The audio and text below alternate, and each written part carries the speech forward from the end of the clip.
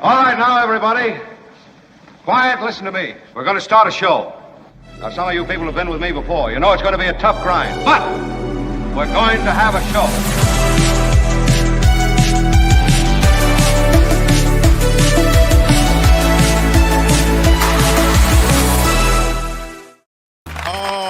Thank you all. This is I'm humbled by your recorded applause. It's so lovely on a Monday to be with you. Almost back to full strength after shaking off the awful bug that I was fighting. The normally incredible recuperative powers that involve the Mark Thompson immune system, not necessarily quite as amazing as they normally were. I'd say they were just average. So it was a pretty brutal last week, but this week is all good. And Kim is here. Kim, how are you? Kim, how are you? Good. Yeah, good. Yeah. And kids are good, Kim. Haven't checked in with you on the kids lately. Well, it's the last week of school, so people are feeling pretty good over here. The kids have summer jobs. They have summer camp. They have summer programs. What do they have? Julia's going to be touring with the Santa Rosa Youth Orchestra to Germany and Amsterdam. That's a big deal. Amsterdam? And Germany, yeah. Wow. Yeah. That's great. Jacob's joined a robotics camp, so there you go. Robotics camp. I love it. These kids are stars. I'm excited. Good kids. Wow. It's got a lot of musically gifted aspects of both those kids, I feel. Yeah. And so you've got, and I think in music, you have also connectivity to science and, you know what I mean? I think all those things kind of involve some of the same brain pathways. Right. Very cool, Kim. That's good news. Tony, how are your kids? Tony's here. Tony, are you still Thanks, Tony. By your kids, I'm talking about the video games that you're pretty much that's all I got. I got nothing. But they're good. The video games are good. They're all I haven't been home, so everything's kind of taken apart and staged. So what you just heard from Tony is what you will get from Tony most of the time. So you can ask Tony that 1 second that he gave you the you'll get that. So you'll say, so Tony, what's going on? Are you I gotta work KFI. I got the Angels.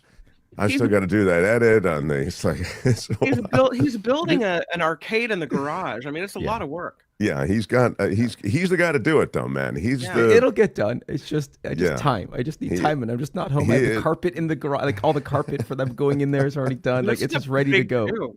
That's pretty cool, man. It's pretty cool. Everything. Video game summer camp in the garage. Yeah, you can have you can have your own summer camp. For me, I don't care about anybody else. That's good. Good for you. You deserve it. You deserve it. Hi, Tony, says CBD. Sure, yeah. Tony's got a big following. I don't know why. I'm sorry. No, it's great. It's great. Thanks, Tony. I wish I could get that. Maybe Trevor in Hollywood can get that. That Tony does when you ask him how he's doing. I stand corrected. All right. So let's get jamming. Today we've got, this is a really big week. We've got some good stuff coming this weekend today. The Mark Thompson Show. Today I've got sort of an interesting show. Of course, Gary Dietrich will try to give us some coherence on a lot of things that are going on in Washington, a lot of policy. I think that there is a wildly underreported story. It involves the surveillance state, the growing surveillance state, and the rise of Palantir in this surveillance state. Palantir is a data company, a data collection company, AI-connected company. And they've just been granted a huge contract with government, but it's not just a huge contract. I'll give you more details on that. And my judgment, it is one of the huge, massive, extraordinarily gargantuan ways in which America is no longer the America you grew up in. So I'll expand on that and give you some details. I think it's desperately important that you know about it. And I think it's also something that's been wildly underreported, as I said. So we'll get to that. And then in the second hour, and this is something that is a little bit, I would guess, I'd call it a palate cleanser in that it's not politics and not news of the moment. But there's a new book out from a pet bereavement counselor, someone who helps people work through the loss of a pet. And we all know that in your family, your pets are part of the family. So if you lose a dog or a cat or a parrot or a goldfish, whatever, the emotion that is connected to that creature is real. Yeah. And the loss is real. And the loss can even sometimes be more devastating than the loss of a human being who is a member of your family. I say that having spoken to many people who say, you know, when I had to put our dog Benji down, for example, I remember in one conversation I had, it was harder for me to get over it than it was when my father died. Now, that's an extraordinary thing to consider, but I've heard it now over and over and over again. I think wrapped up in animals is innocence, a sense of responsibility, a feeling that we have, that we want to do more, and that we can't communicate to this creature that we love so much what's happening, and that the life of that creature is at the end. I think these are very, very difficult emotions for us to digest. And so, Beth Bigler just wrote a book on this, on not just describing this, if it was just a book describing, you know, the problem of the emotion, okay, maybe we would book it, but this is a book to help you through it. And it's really instructive. So we'll have Beth in the second hour. And then, of course, Karen Dawn, speaking of animals, it's first Monday of every month we do a word about animals. So we'll have that as well. So a lot of politics, a lot of important news in the first hour, and then we'll get to some of that I just described in hour two. So The Mark Thompson Show. I also do want to mention. No, that's not what I wanted to mention. Sorry, my hand hit the wrong. You just wanted the applause. I never can have enough. Never right. can, am I right, people? Yeah. And I never, I was actually just going to note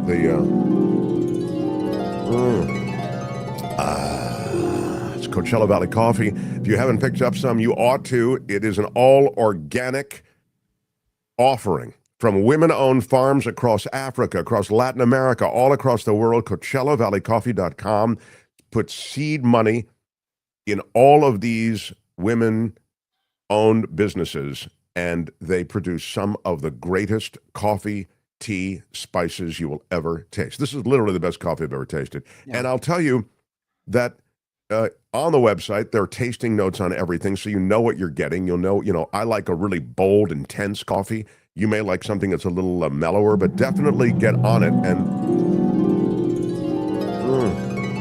and you too can enjoy a little taste of heaven. Yes. Last week I was on tea because I was so sick, but I'm on tea every day. You are.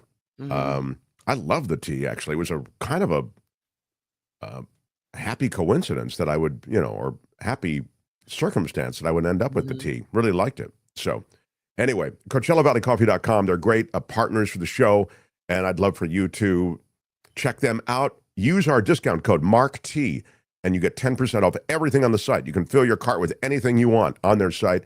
You get 10% at checkout. So that's the deal on CoachellaValleyCoffee.com now. The Mark Thompson Show. Let me just quickly check out some news of the weekend, and then I will get you to what I think is the most underreported story, and a story of immense significance to every American. But one of the things that happened over the weekend was this Ukraine strike on Russia.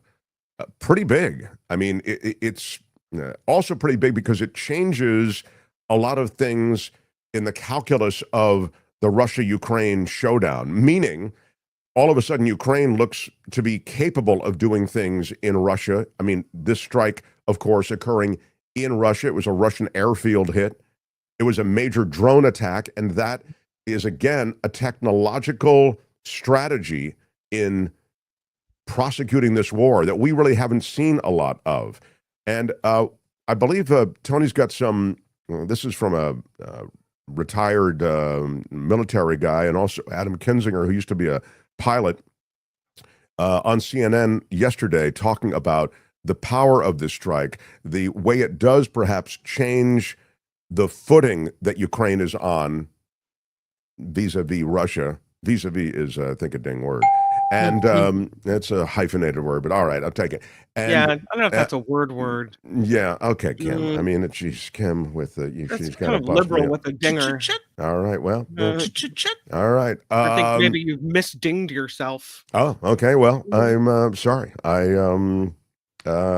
stand corrected. I stand corrected. In any case, it's changed the nature of, at least in the short to medium term, the way things are viewed. There was real damage done by this drone strike, and here's the way they talked about it. Put these drones, quadcopter drones, into trucks. They got them deep inside Russia. A way to think about these strikes, this would be like launching from Washington, D.C., and attacking targets in Los Angeles. I mean, Russia's a huge country, largest in the world. These strikes are at distance, exactly as Congressman, and by the way, you left out his most important credential for this conversation. He's an Air Force pilot, so he really understands the air distance equation and how remarkable this is. So, Fred, put together the unmanned technology, the intelligence of the locations, and the military savvy to load it on trucks, get it across this vast country, launch it at scale and at distance. I think it's a remarkable strike. I'm Greek American, so I've got to give you this. It's kind of the Trojan horse. It's these wooden crates that got pushed into the country, and suddenly sprouting forth from it are these warriors destroying all of these planes, none of them human beings. It's really quite a remarkable military feat. So then, so there you go. That's the military side of it, and it's even noted in the chat that, and this is kind of what I was getting at. The nature of war and combat is changing, and Inlay says Ukraine literally invented the best war drones using off-the-shelf parts. It's why they've lasted years and not days. Russia and even the USA are only catching up to low-cost, off-the-shelf drones. It is a fact that the nature of war and the way in which you can prosecute a war using this off-the-shelf technology does change the superpower structure even. I mean, Russia is an exceedingly powerful country, but one of the reasons they're powerful is because they have a lot of traditional big warfare-related hardware, right? They have nukes, they have big sort of post-World War II planes. A lot of this stuff is dated, but their missiles, etc. They're traditional, hugely expensive kinds of hardware that are used in war. What is now so valuable in war is the sort of thing that Ukraine offered, which is, again, this drone technology that is accessible to everyone. And they're pretty little, right? I mean, they're not the size of an aircraft, so I think they be detectable. But there was 117 drones that took down 40 different aircraft, and these were, according to Ukraine, the planes that were used to attack Ukraine every night. It's called Operation Spiderweb. And I was reading an article saying it really shows the vulnerabilities of a country like Russia, as you were mentioning. Yeah. I mean, and this kind of thing, I mean, I don't want to scare anybody, but, it could be launched anywhere. I mean, these sorts of, it could be launched in this country. It's why we need the Iron Dome, Mark, or the Golden Dome. Oh, my God. What Golden Dome. These guys are going to find ways to just spill money into the Pentagon, into defense contractors. These guys who claim that they're looking for ways to identify waste, fraud, and abuse. They bring in this BS Doge program, which was really designed to dismantle government and get a bunch of government agencies off Elon Musk's back. They didn't touch the Pentagon. If you don't touch the Pentagon, you're skipping over the greatest wasteful institution in all of the world. Leave aside America. That should have told us everything we needed to know about Doge. If you were late to the party, I mean, we talked about it from the very start. It was BS. All of Doge was BS. It was a data scraping, get the government off my back operation. That's what Musk was doing. And shedding government of tens of thousands of jobs was playing to some idea that there's all this waste in government. And by the way, there is waste in government, but it's like saying there are a lot of things in our house that we don't use and that we should probably cull from the house, get rid of it. So we send in a crew and they just start pulling everything randomly out of the house and throwing it on a truck. Wait a minute. What are you doing? We watch that TV every night. We need that the dining oven. room table. Yes, thank you. Don't get rid of the forks. Yeah. Absolutely insane. There was just a wanton, truly reckless way in which they went after all this stuff. That's such a great analogy too.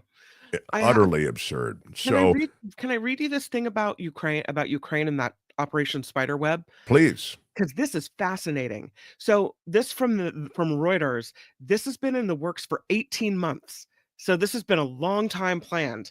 And they're calling it a remarkable feat of logistics, espionage, and military cunning. The bomb-laden drones were hidden in what Reuters reports were the roofs of wooden sheds.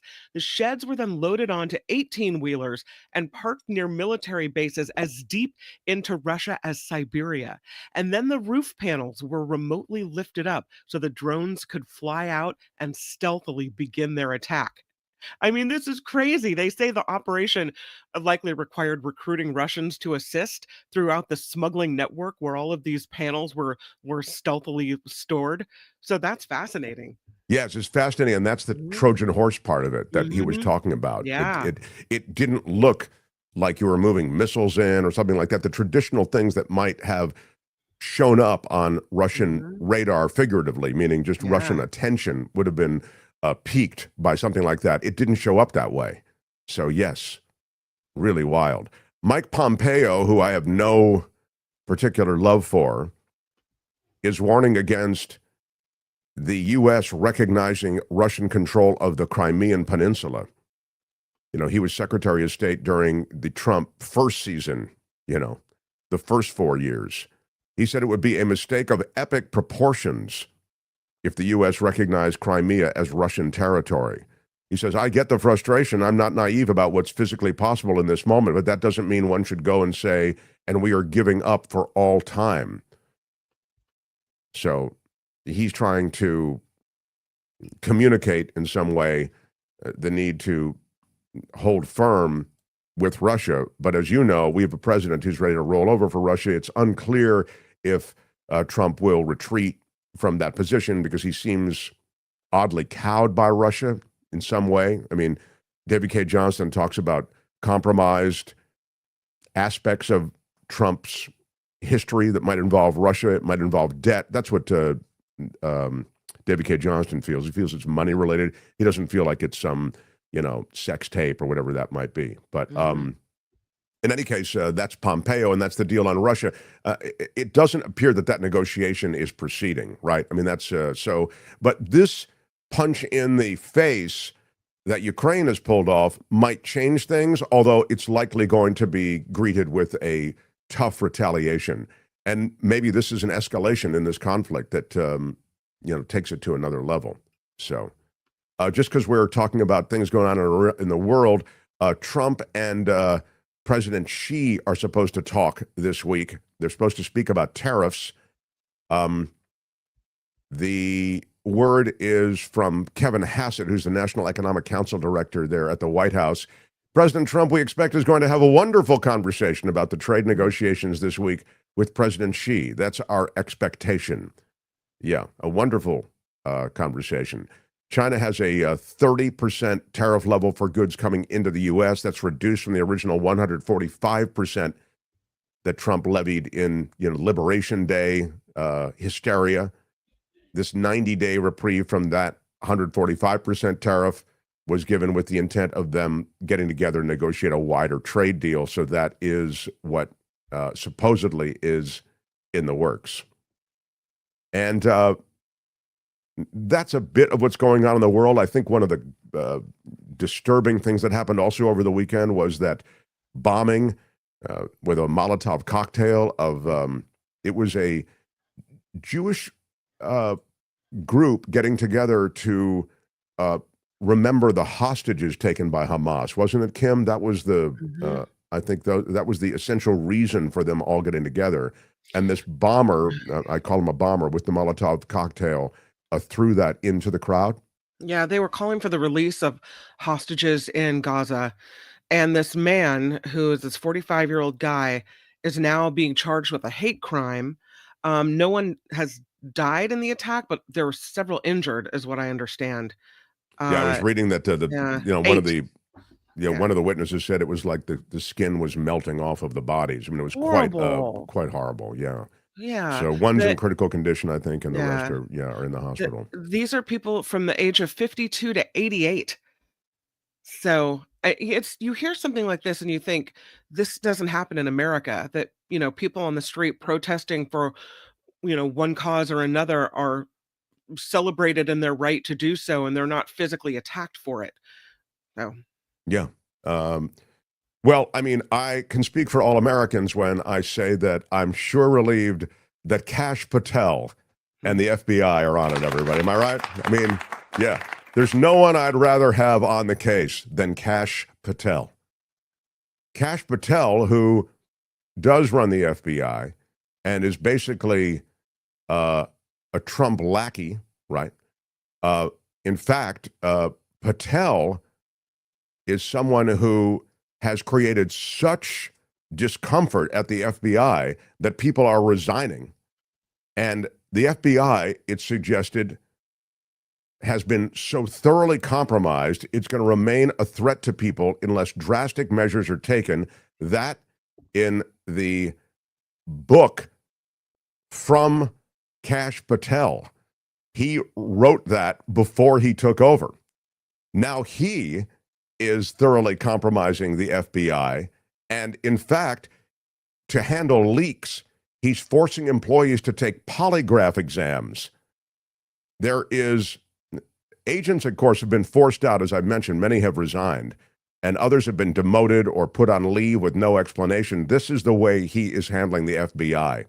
And there is a lot of anxiety at the FBI about what's happening. Look, this agency has a troubled history already, and you put Kash Patel, who, again, is a Trump henchman. Let's be just blunt about it. And then you put his number two, the guy who's handling it day to day, you put Dan Bongino into that spot. Huh. And, Funny. they're all the senior ranks of the FBI and senior agents are being staffed by loyalists, by other hench people. So the claims that the Bureau was politicized under previous directors, it's never been as political as it is now. And in my view, you have this, I think it's a secret police force, essentially. You have secret police already handling what's happening when it comes to immigration.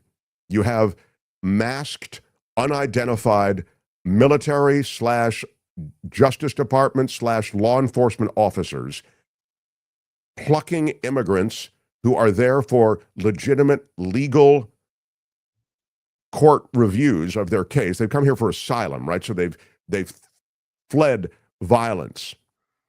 They've fled horrible threats to their family. And they have applied formally, legally. They show up to court on the prescribed date. They have their case canceled, and then they are arrested by these thugs who are DHS, right? It's all Department of Homeland Security. They are masked. They are rough. And then these people who are then plucked out of that court situation, now under arrest, are taken to a different court situation. And that court situation is handled in a much more rapid manner in an effort to deport them right away. Well, These people are legally applying for asylum. And you're taking them, in my judgment, illegally, because you've now perverted the law. You're taking people who are legally applying to be asylees in this country, and you're taking them and deporting them. These aren't the violent criminals you said you were going to go after. In any case, this is all part and parcel of the umbrella of the Justice Department. That's the reason I mention it. And so you have the FBI as part of a different kind of attacking of American citizens. You saw last week, they go into Jerry Nadler's office and they throw down one of his assistants. They zip-tied and threw down one of Jerry Nadler's assistants there on Capitol Hill. This is a deliberate attempt to intimidate, and it works. So this is only the beginning of what is happening, I think, in terms of the perversion of the Justice Department. And then that brings me to what I feel is the most underreported story in America right now, and it could have a gargantuan effect on the future of the country. The Mark Thompson Show. It has to do with the granting to Palantir access to databases across many government institutions that involve the private data of Americans. There was a report, to be fair, from Washington and San Francisco, 2 journalists for the New York Times, and I'll quote liberally from it, but you must know this story because I think this is the surveillance state beginning to rise. And I'm not one of these conspiracy theorist, surveillance state, oh my God guys. I'm just not. But when it's happening, it has to be called out. In March, Trump signed an executive order calling for the federal government to share data across agencies. It raises questions over whether he might compile a master list of personal information on Americans that could give him untold surveillance power. Trump has not talked about this, but behind the scenes, officials have quietly put technological building blocks into place to enable his plan. They've turned to Palantir. Palantir is a data analysis and tech firm, okay? And the Trump administration has expanded Palantir's work across the federal government in recent months. Company got more than $113 million in federal government spending since Trump took office. Additional funds from existing contracts as well as new contracts with Homeland Security and the Pentagon, plus a $795 million contract that the Department of Defense awarded the company last week. That still hasn't been spent. So reps from Palantir are also speaking to at least 2 other agencies, the Social Security Administration and the IRS. This is why I wanted to shout this from the rooftops to you. They're talking about buying their technology, and Palantir employees have verified that this is going on. They want to put a product called Foundry into 4 federal agencies, including the Department of Homeland Security and Health and Human Services. Foundry organizes and analyzes data, and that would then pave the way for Trump to merge information from different agencies. This is all going to make it, Foundry, easier for you to take this data from all of these different agencies and bring it together in one place. It would create detailed portraits of Americans based on government data. They've already sought access to hundreds of data points on citizens through the government databases, including their bank account numbers, the amount of their student debt, their medical claims, and any disability status. It's that kind of thing. It's that granular. I see Gary, and we'll get to Gary in a moment. But he could use this information, it is thought, to advance a political agenda, police immigrants, punish critics, Privacy advocates and student unions, labor rights organizations have filed lawsuits to block data access, but you know already how Doge was given all of that access. Again, they get the access first, then the lawsuits grind on. The government could easily weaponize people's personal information. They're going to use social media too, right?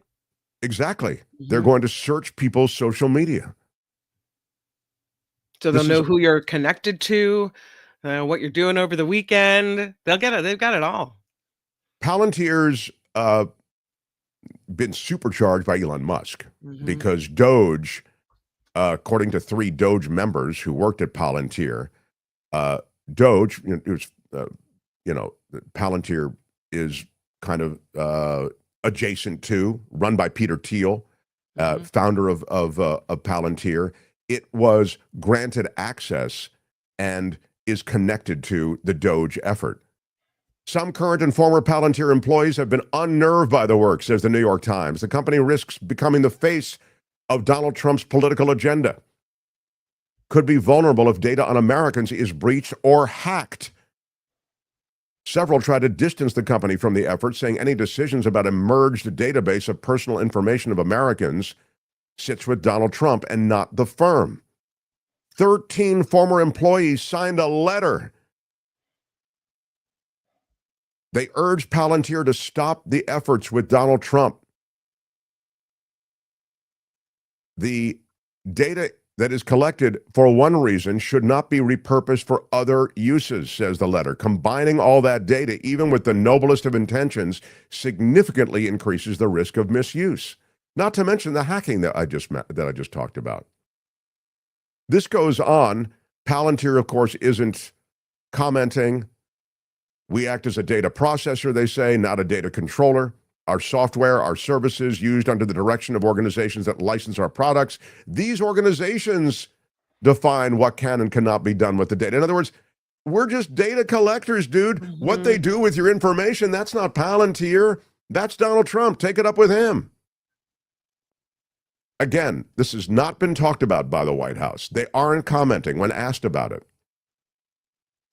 It is a serious breach of your private information. And Palantir has worked for the federal government for a long, long time. They are with DOD. They're at the CDC. During the pandemic, the Biden administration signed a contract with them to manage distribution of vaccines. So they're not all bad, but they are all powerful. And given this kind of access, you can see how IRS and Social Security Administration data could easily be used to pursue Americans. And as Kim has noted, it will go back into Americans' social media posts. Your entire profile will be revealed and all be contained in this easy-to-use package by this administration. They helped Immigration and Customs Enforcement remove operations teams.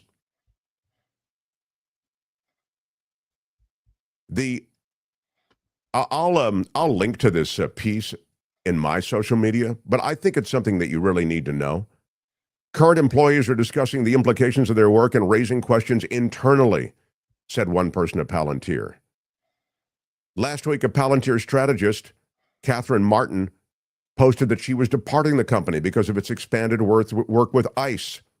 For most of my time here, she said, I found the way that Palantir grappled with the weight of our capabilities to be refreshing, transparent, and conscionable. This has changed for me over the past few months.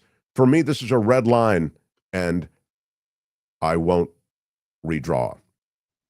So there are employees leaving Palantir because of this, but you have to know about it. To me, it is the rise of the surveillance state in America. You can say I'm exaggerating it, but show me evidence that this group, this administration, wouldn't weaponize all of this data. I just see it as something that they will quickly weaponize and use against their critics and use against those people they want to go after in American society. So that's the rise of the surveillance state. The Mark Thompson Show. Here's a guy who talks me off the ledge every week. He is brilliant political mind. You can find him across iHeartRadio and across the CBS television stations, California and beyond. Our former colleague at KGO, Gary Dietrich, everyone. Hi, Gary. Doing my best to keep Mark on the ledge. That's my main job. Keep Mark on the ledge. I see a grim future, pal. I'm sorry, but you got to admit we're in some uncharted territory a little bit.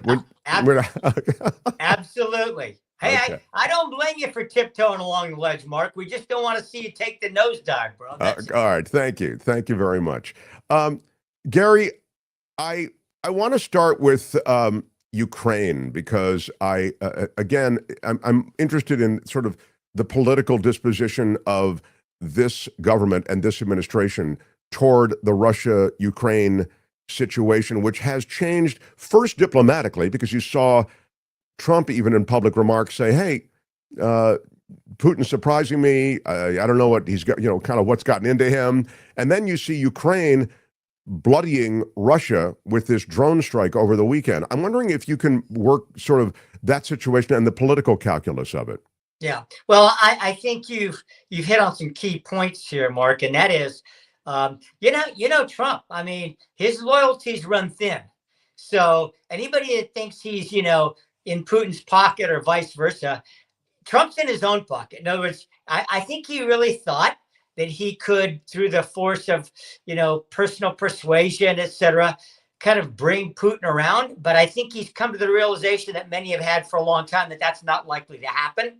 And I think what happened over the last week to 10 days with these strikes deep into Ukraine, particularly Kyiv, and the innocent slaughtering of civilians as part of those, has really set Trump on edge. And I do believe his patience is wearing thin. And then there's another part, of course, that Trump admires, and that is strategic success. And so the second part of this, when you saw, if it's true, and by all accounts right now, it appears to be that this drone strike by the Ukrainians really is a Trojan horse thing, Mark. If you dig down there, it's pretty remarkable. These little wooden houses that apparently kind of roofs came off, and all of a sudden these Ukrainian drones started taking out Russian bombers. I mean, they apparently may have taken out as much as a third of the long-range bomber force that the Russians are using against Ukraine. Trump likes that kind of success, right? So I think in some ways, to say the situation is fluid would understate it dramatically. But I do think that as supposedly Ukraine and Russia coming to the bargaining table again, I think Trump's patience is wearing thin, especially with Putin, and he wants to see something done. We'll see what happens, but you got to hand it to the Ukrainians. It's a David Goliath situation over there. And from a strategic point of view, there were a lot of people giving him kudos this weekend. Yeah, and it's interesting that you make a good point. Trump likes a winner. He likes to back a winner. And all of a sudden, Ukraine seems to at least have won the day. And so, yeah, that may, it's kind of, there it is. That's the, is that a little bit, what is that, Tony? Those are the drones? So yeah, that's the drones in the roof, the shed. See, that's the shed, that's the roof, wild. The shed of the roof, the shed, sorry. I mean, and it's funny, that Trojan horse parallel that you drew, I've heard that. In fact, we had a military analyst who were playing a little bit earlier, and he described it the same way. It's just it's so effective and brilliant. I mean, it's not only technological genius, but you have to have put together the rest of that strategy, as you say, something that that won't arouse attention. And those wooden houses didn't arouse attention. Just incredible. There's one other thing, Mark, I would say about this, and that is the broader implications for this so-called success in asymmetrical warfare. That this is something that, as we think about building more aircraft carriers and everything else, there's a lot of military strategists saying, you know what? With the advent of modern technology, you can have a lot more impact than your budget or your forces show. If you do it smart, if you do it, organizationally well. And the Ukrainians apparently have pulled off something that is going to be studied in the places like West Point for years to come. Yeah, that's exactly right. I kind of was talking about that as well. The fact that both the U.S. and Russia are kind of wedded to this post-World War II giant expensive hardware. That may not be the way of the future when it comes to the military. take me back to this country and where we sit politically. I see I was talking before about these immigration busts where they scoop up people who are actually headed to a legitimate immigration hearing about their asylum status, and masked Justice Department, Homeland Security people pick them, ICE agents, right? Pick them up, and the legal situation that they're involved in that courtroom is scuttled, and they're now taken away under arrest, and now they're in a different legal situation. It's a real perversion of the system as I see it, and I'm of two minds, and I wanted to get your thought on this. One is it's wrong, because these are not the violent criminals. These are actually immigrants who are applying for asylum, and they're going through the actual legal prescribed process that is indicated that they must follow, and still we're scooping them up and arresting them. But also, and this is the political part, I don't know that this lands with people. I think people don't care about this immigration thing maybe the way they should. I mean, especially when it comes to due process.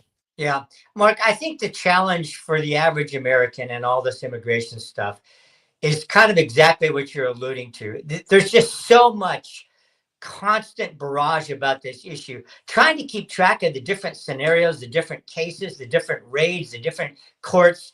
It is a daunting task, right? And I think for most Americans, this is the take, right? They said through the ballot box and through all the polling that we have last year and this first part of this year, yeah, we want immigration solved. Do they want to get down to the nitty-gritty details? No. Do they want the legal immigration process to be preserved and to work? All the polls say yes. In other words, I think it's important to make a distinction on behalf of Americans that from everything that we know, Mark, electorally and from polling, people aren't against immigrants. They want the legal process to work, right? What they have been frustrated about was the so-called porous borders, the open borders, right? And that's been the concern. So the challenge for Americans is in their workaday lives, and kids, at school and now it's summer, it's trying to follow, is the Trump administration doing this legitimately or not? And that's where I think a lot of the confusion now lies. I was reading a piece over the weekend that suggested that Trump's people and GOP constituents around America basically don't want criticism of Trump, regardless of how crazy he may be, posting conspiracy theories, whatever the crazy, reflexive, impulsive post of the day is.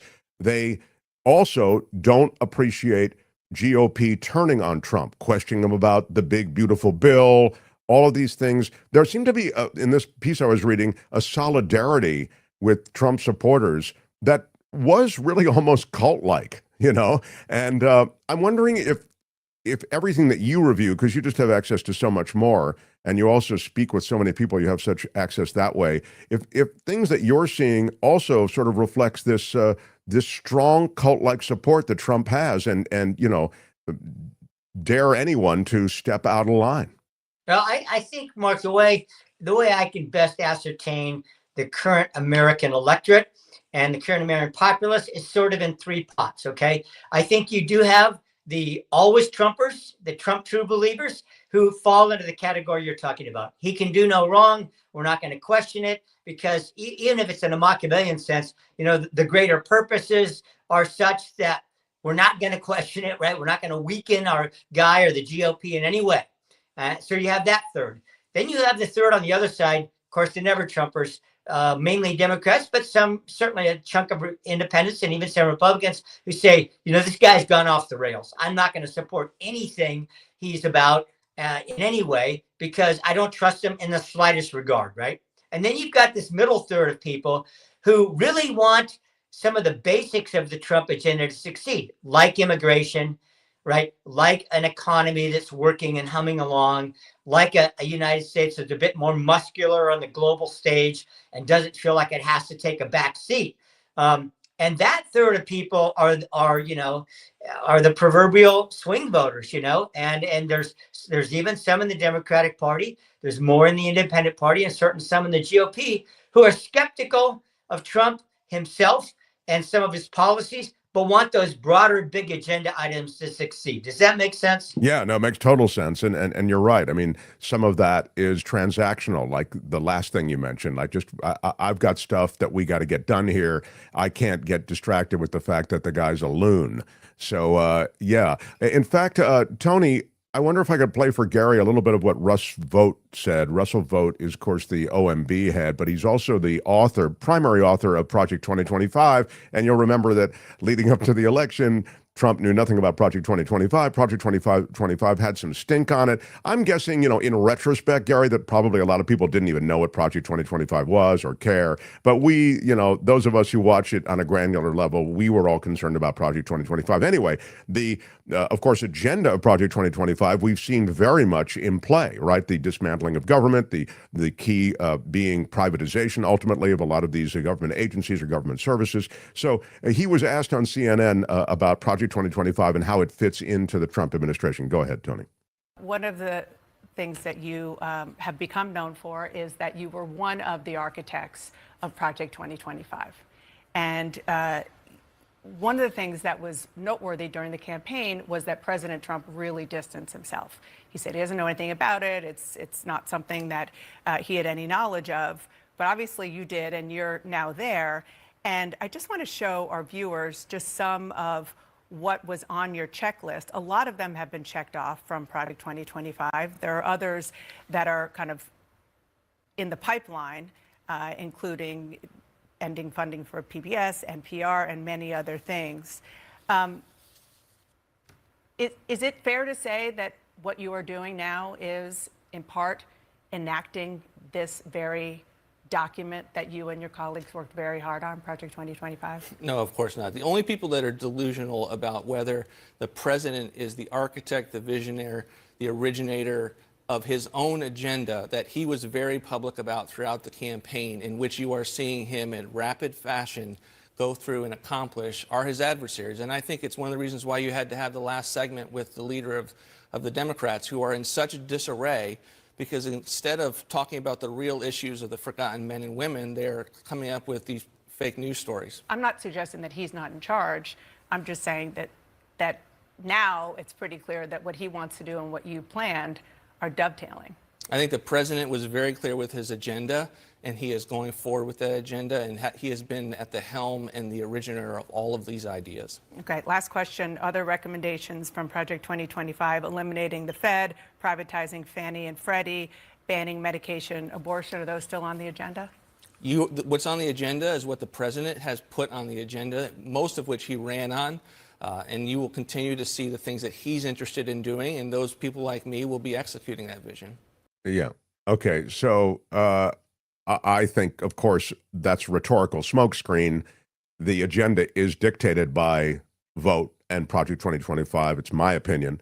And Trump is, working in some announcements and pronouncements in between golf games as he plays president. So that's my sense of it. But you can certainly see the way in which his agenda, Project 2025's agenda, has been executed thus far. I mean, the DEI, the immigration thing. I mean, you could see the checklist. Just it's being carried out almost to the item. Well, the thing about it is, Mark, it's difficult to ascertain it, and separating the wheat from the chaff in this. In other words, how much of this was already in Trump's mind prior to 2025? That's what we don't know for sure, right? One thing we do know, and I think it goes back to your original question about where Americans are at politically. One thing we do know is that this so-called flooding the zone, that's the new term, right? For just a million, we heard it there. I mean, Dana Bash ticking down a bunch of things, right? The eliminating funding for public broadcasting. I mean, you could throw in there trans athletes in girls' sports, right? A big issue, as you know, in California and nationally over this last weekend. There are so many things, right? And some of those are polled pretty well, for the president. I mean, you had 70 to 80% Americans saying, yeah, we're not big on the boy and girls sports thing, right? That was even last year. So I think the challenge becomes, that's why, for example, your question of, are Americans able to sort out all the stuff about this detention and that ICE hearing and everything? Because there's so much, Mark. I mean, I can say it again. We have never seen an administration moved so many planks in an agenda forward so quickly. Never. I mean, not in anybody's recollection. And this is part of the challenge, It's like, Americans, do you agree with this? Well, yeah, I kind of agree with that. Well, then we start trying to get down to the nitty-gritty details of how Trump is doing it or how other people may be negatively affected. That's where it starts getting lost. Do you think that Americans are okay with the increasing religiosity that is informing so much legislation around the country? The Texas 10 Commandments thing is probably the most recent.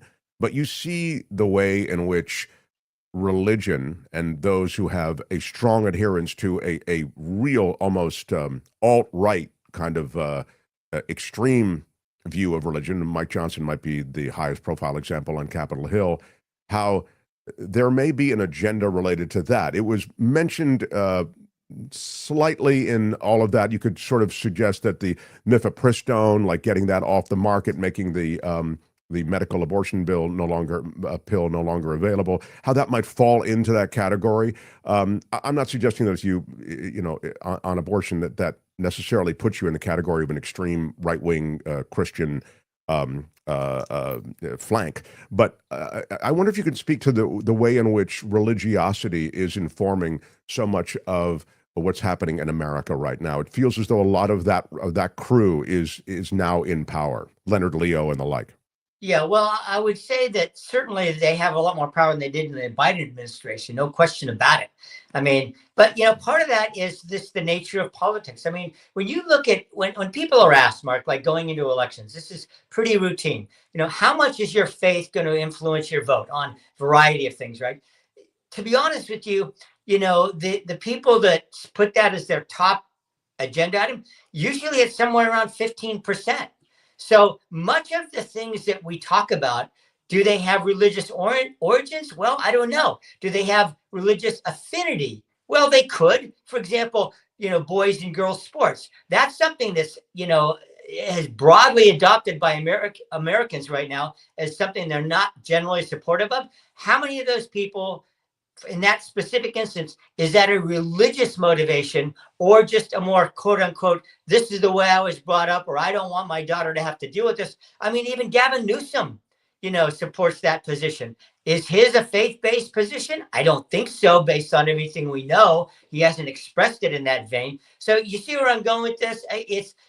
Sometimes it can be difficult to discern on a particular issue, is this something that's generated out of somebody's faith experience or not? The other thing I would say, Mark, more broadly about faith is some of this, take it out of the Christian realm, look at the challenges going on with Israel and Palestine, there's a lot of faith components to that, as that many people, might be a driving force for them.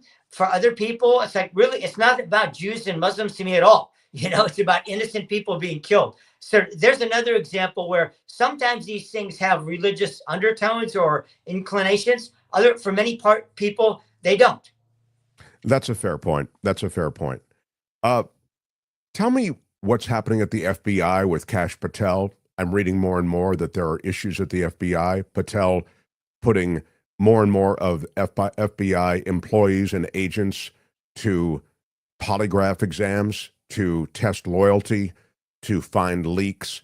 Patel himself, of course, I consider him a Trump henchman. I consider him a thug.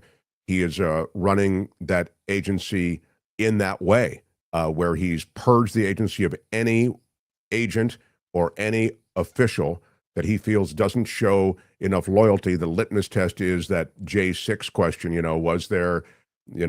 did Donald Trump legitimately win? Did he have the 2020 election? Did he have it stolen from him? That became a litmus test. It's a loyalty test at the FBI. And then Dan Bongino, of course, is his number two. Give me your take on what's happening at the FBI in the future there. Yeah, well, Mark, that's a good question, because I think if you look across the panoply, across the smorgasbord of federal agencies, that's probably the one out of any of them where we're seeing these so-called questions. Remember, the term used to be pretty commonly used, the deep state question, right? In other words, are there people embedded in this entity, this agency, that just are inherently anti-Trump, and they have to, in the current Trump administration, be exorcised, right? Be taken out, of their positions because of that.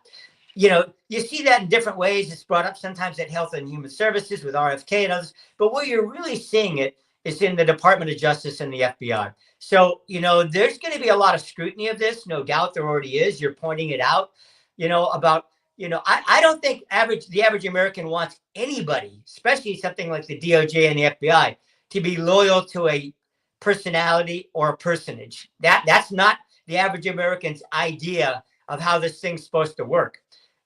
Likewise, you know, for Trump people, they, you know, have a big chip on their shoulder because they think it was just the opposite, right?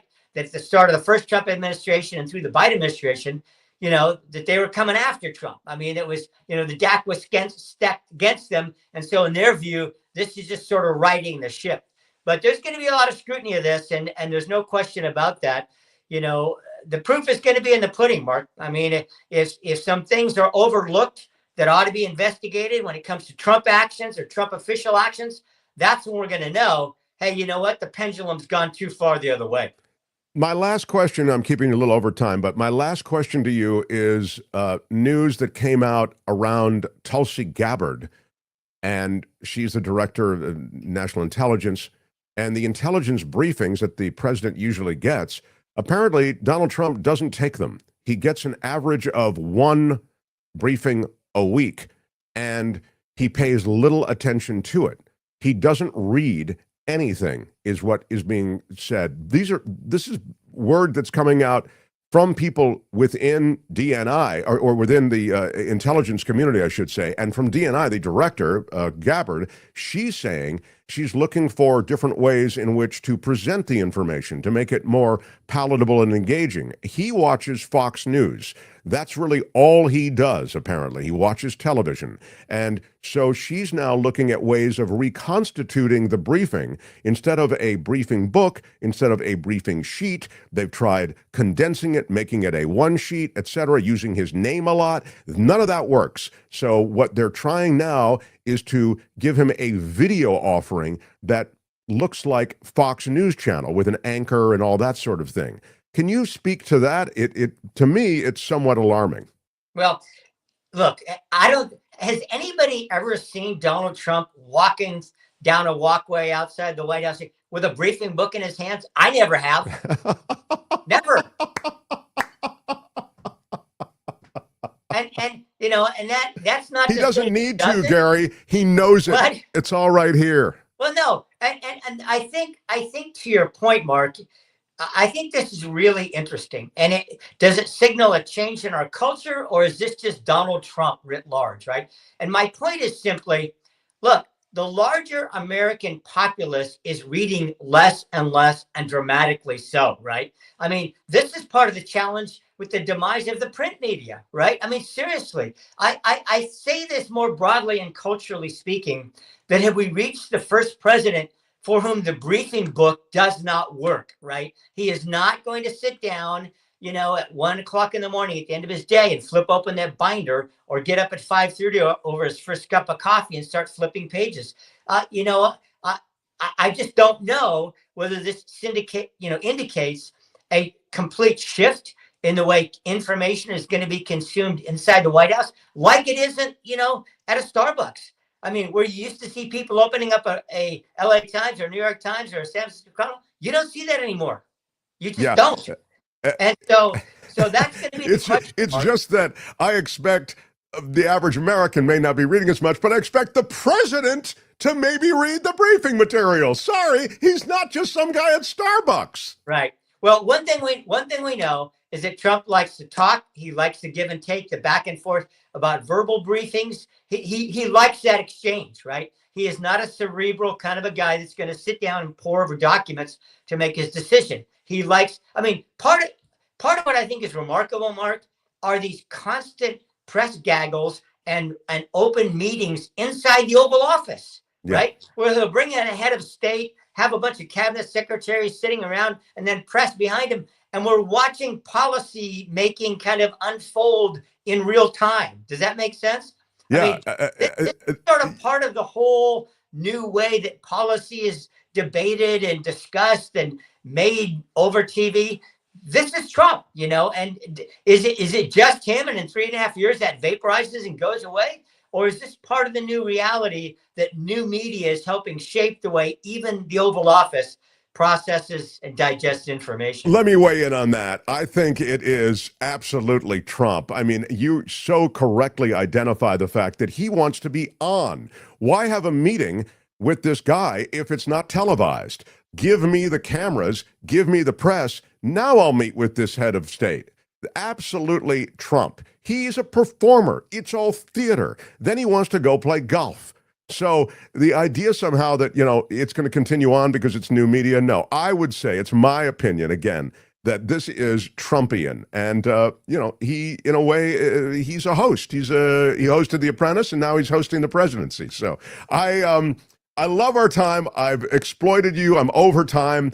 And you're so gracious always to let me do it. You can find Gary on iHeartRadio. You can find him across the CBS television stations. And here on Mondays, Gary, thank you so much, pal.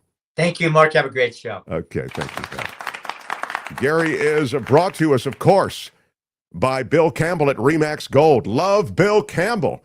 If you're relocating in or to Northern California, you need a highly respected real estate professional. Bill Campbell is that guy. Remax Gold. You can text him or call him 530-448-7474, 530-448-7474. Bill Campbell at Remax Gold. The Mark Thompson Show. It was great. I loved it. How would you handle this? We could try ignoring it, sir. Morning. You cannot say you love your country. Where are my weed smokers at? Stay at home and get baked. Right on. Right on. Kim, I ask you, do we have time for a quick news stop? I have a guest coming in minutes. I think we do have time. I think we do too. I want to, before I get to Kim's news, recognize all of you who have smashed that like button. Smashed it with your iron rod. I don't know why it's important. I'll never know why it's important, but it's important. So smash it. Smashed it with your iron rod. If you're on YouTube, give us a thumbs up. If you're listening across Spotify, across the Apple Podcast Network, across Google Podcast Network, wherever you're listening, thank you. Thank you. Thank you. Myra R. Finch with the $5 super chat saying, I really enjoy the show and the best chat room. Thank you. Thank you, Myra. I take your thanks. It bounces off of me, amplified back to you with a thank you. With a thank you, thank you, thank you, thank you. Thank you, thank you, thank you, thank you. Yes.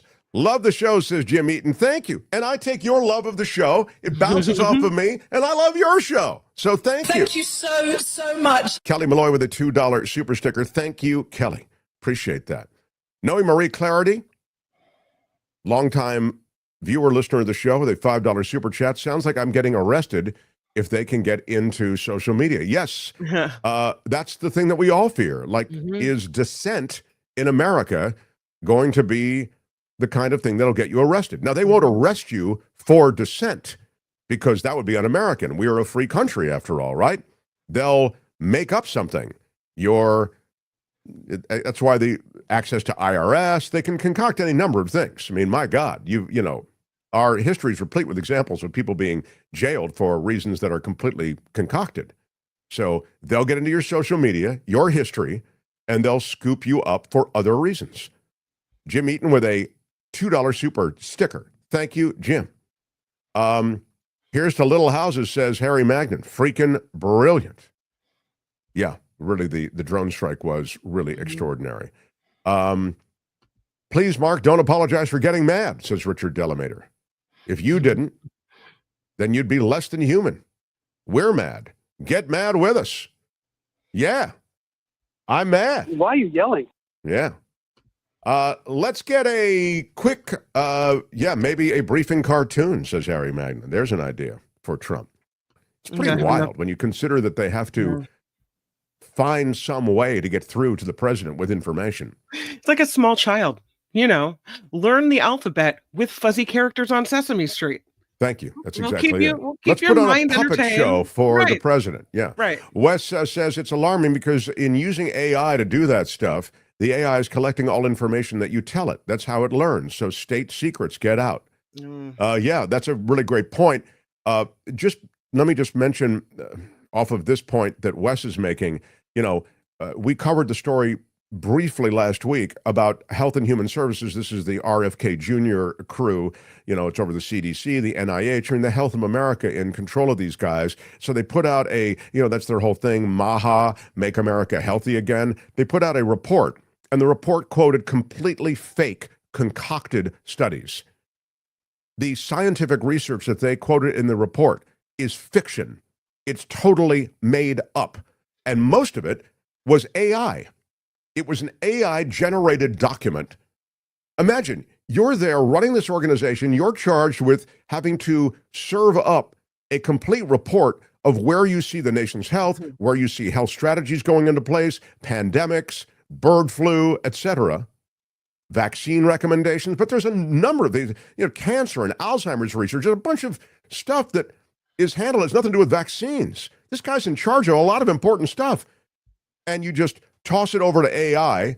You've hired presumably a bunch of other incompetent people. And so they throw it to AI. AI makes a bunch of studies up, and you hand that paper in. I mean, it's absurd. You'd fail if it were a college course. But instead, this is America, the new America. It's filled with incompetence and power-hungry people who are agenda-driven. It's absolutely grotesque. But you mentioned AI, and I just wanted to underscore that again.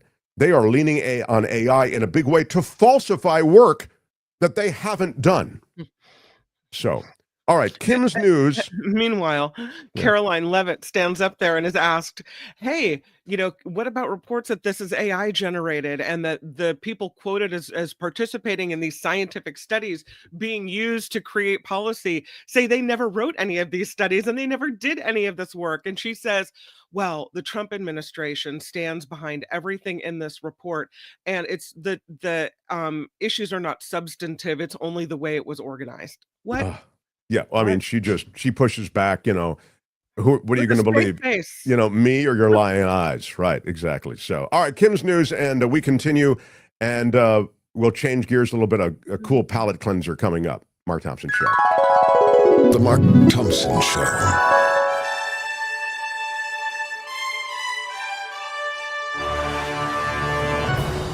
On the Mark Thompson Show, I'm Kim McAllister, and this report is sponsored by the incredible Coachella Valley Coffee.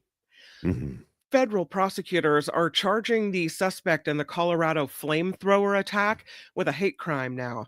According to the criminal complaint, there's probable cause to believe Mohammed Sabri Soliman attacked demonstrators because they were supporting Israel and calling for the release of hostages being held by Hamas in Gaza. That's the guy right there that we're showing right now on YouTube. He's a shirtless guy wearing jeans and carrying those Molotov cocktails. Go ahead.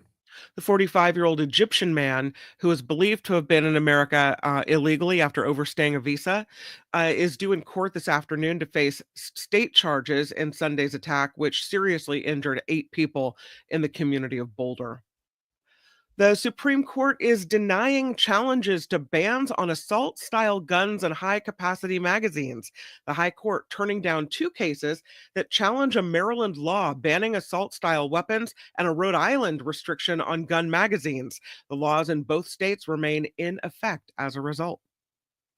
Direct peace talks between Russia and Ukraine failed to produce any breakthrough, but the 2 sides agreed to work on another prisoner exchange. The president of Turkey says he hopes to bring Vladimir Putin and Vladimir Zelensky together in a meeting in Turkey. China is disputing claims that it broke the Geneva Trade Agreement.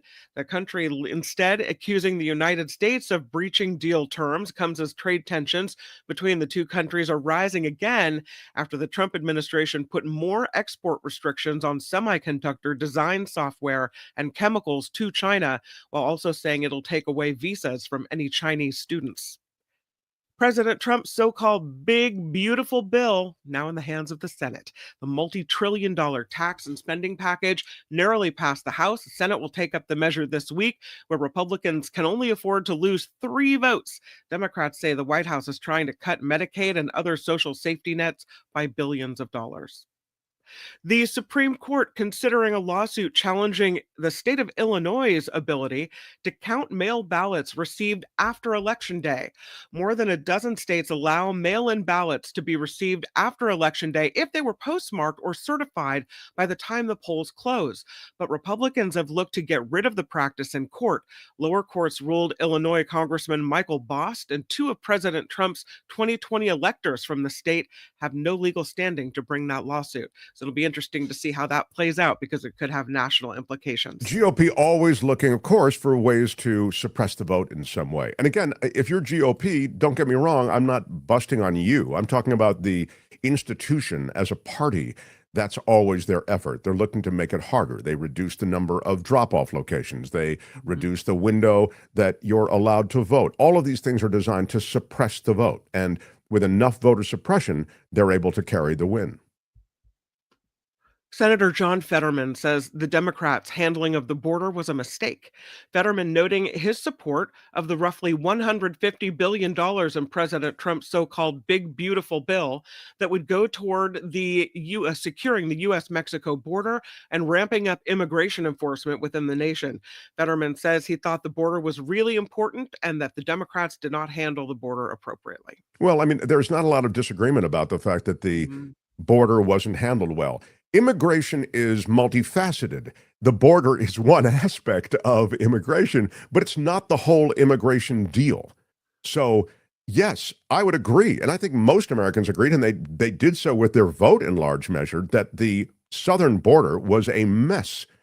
But that's not all immigration is. Immigration and asylum in this country is a different animal. People come here for legitimate asylum, with legitimate asylum claims. We were talking about it before.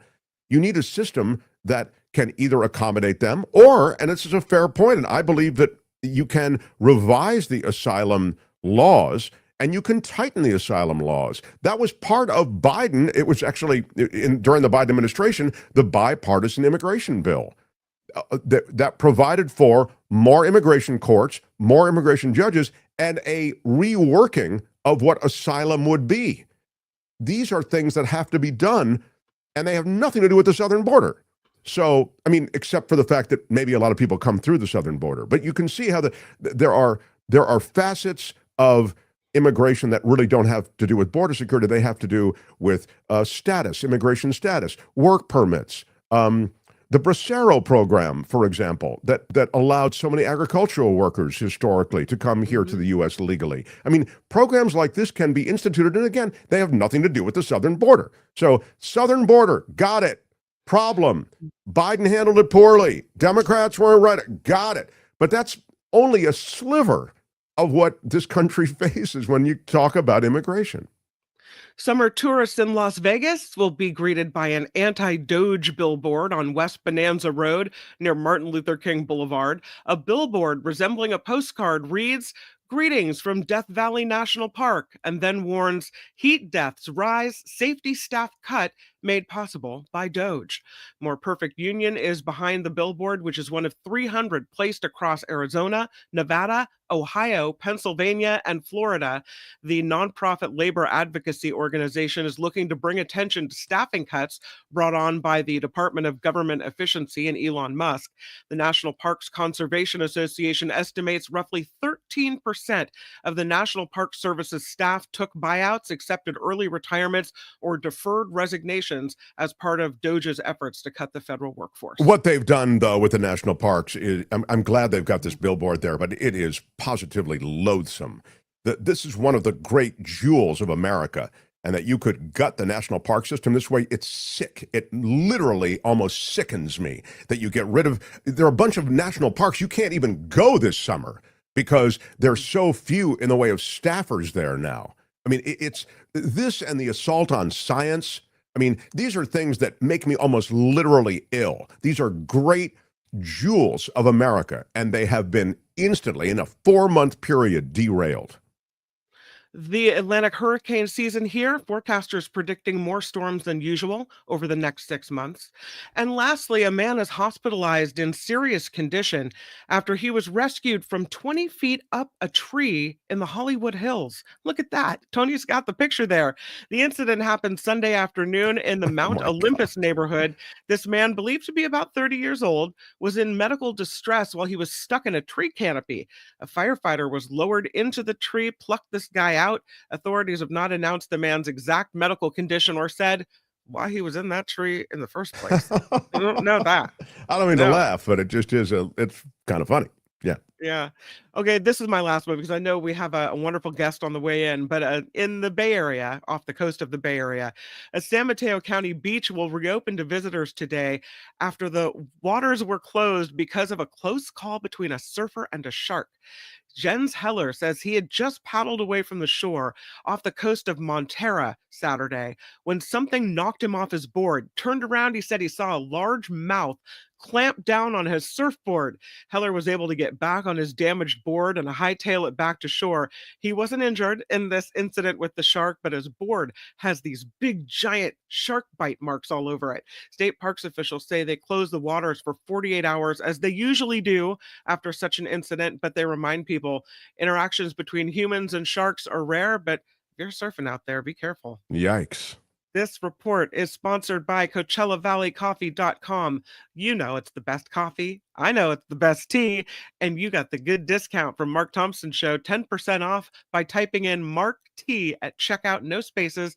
Mark T gets you 10% off at the amazing CoachellaValleyCoffee.com. It is pretty amazing. I'm having it right now.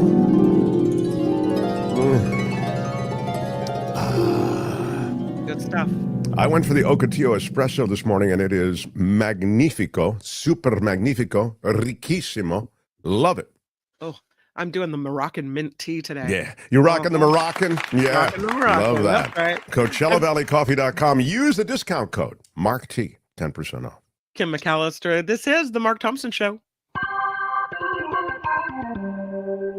Feel it in your soul. The Mark Thompson Show. Right on, everybody. Well, this is a little bit of a palate cleanser, in a sense, to a lot of the politics and the news that we do on this show.